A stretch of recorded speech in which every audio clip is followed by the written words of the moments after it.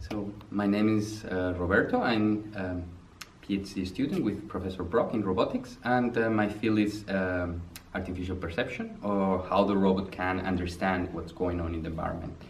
And more concretely, we study interactive perception, which is how the robot can use interactions to discover new things about the world.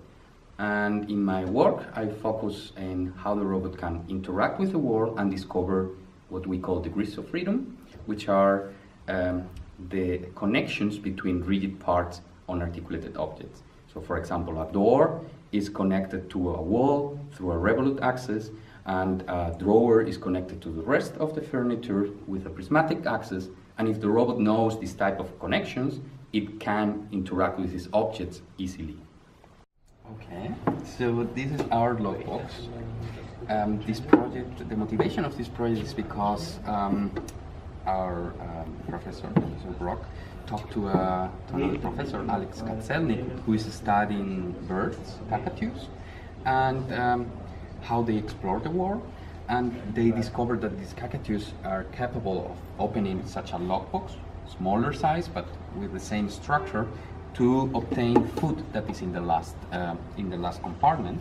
And what you can see is that all this lockbox is so if you want to obtain the food which is in the last compartment, you cannot, because it's locked by this other mechanism, which is also locked by another mechanism, and at the end it's a complex chain of mechanisms of different joints that are locking the other joints.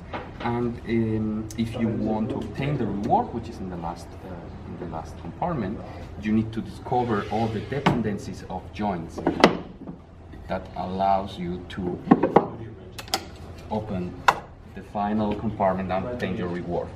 And my project connects here because all these mechanisms are articulated objects, are joints, and the robot needs to know how to actuate these joints, and if these joints, in which state these joints are, in order to know if they are locking or not locking the next mechanism. Yeah, these pictures are markers, and we use them to tell the robot where to interact with the different objects. So each picture is unique, it has a unique pattern, and then the robot can identify there is one handle here, there is another handle here, there is another handle here.